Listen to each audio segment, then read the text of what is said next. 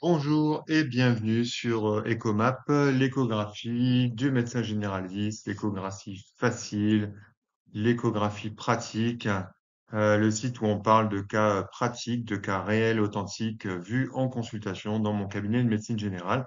Alors aujourd'hui, c'est une dame de 57 ans qui se présente avec lésion, une lésion à type de tuméfaction à la face antérieure, antéro-externe de la jambe.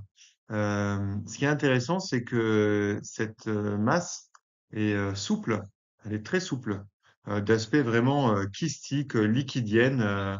Euh, Dès qu'on appuie dessus, immédiatement, la masse s'efface sous la pression de la main. Deuxième point intéressant, c'est qu'on retrouve une masse à peu près identique sur l'autre jambe, cette fois-ci à gauche, mais cette fois néanmoins beaucoup plus petite. Donc effectivement, tout de suite, on a l'envie de sortir notre appareil d'échographie pour confirmer, confirmer la nature liquidienne de cette masse, puisque effectivement, dès qu'on pose la main dessus, notre masse s'efface instantanément. Alors, dès que je pose la sonde d'échographie sur la jambe de la patiente, voici ce que j'obtiens. Donc, nous avons ici le tissu sous-cutané, nous avons ici le tissu musculaire qui va être présent ici. Et on voit, donc, on peut très bien apercevoir ici notre fascia musculaire, qui est toujours hyper échogène par rapport au reste du muscle et donc qui est facilement individualisable au niveau de notre muscle tibial antérieur. Et on a une masse ici qui semble un peu comme jaillir de notre masse musculaire.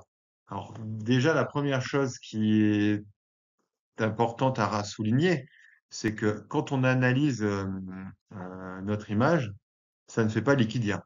Notre masse, elle est échogène et surtout, elle ne présente pas de renforcement postérieur. Et c'est surtout ce deuxième signe qui va nous faire dire il ne s'agit pas d'une masse liquidienne.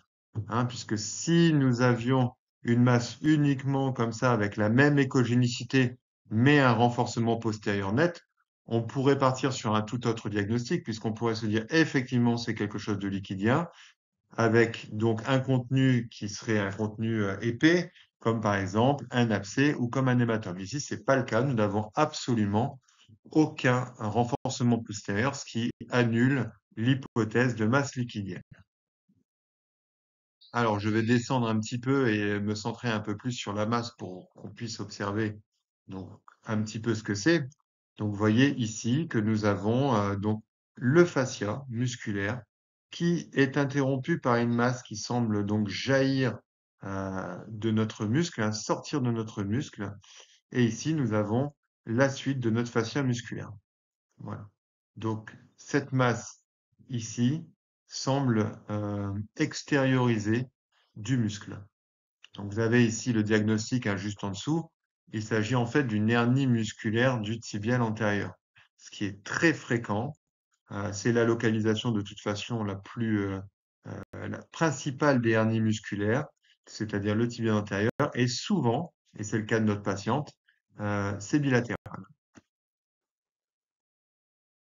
Comme toujours, donc système de double quadrillage, donc cette fois-ci c'est une coupe transversale où on remarque ici une masse parfaitement limitée, effectivement, qui semble jaillir de notre masse musculaire.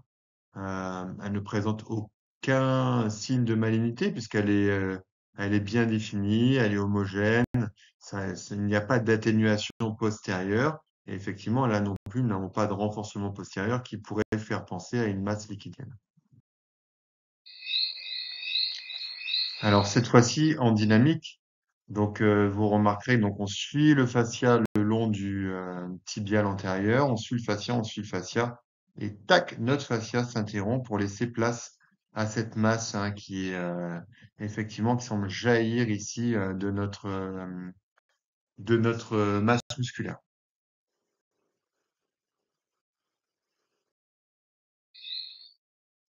Alors ce qui est intéressant, c'est aussi le test de compression. On voit que donc comme à la main, notre masse est partiellement, on va dire, réductible, puisque en partie, elle arrive à retourner à sa place au niveau musculaire.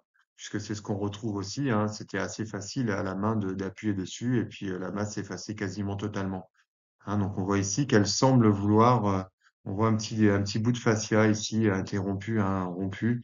On voit que quand on appuie, la masse semble vouloir retrouver sa place. Ici, on peut deviner aussi un petit peu le fascia musculaire ici émietté ici aussi.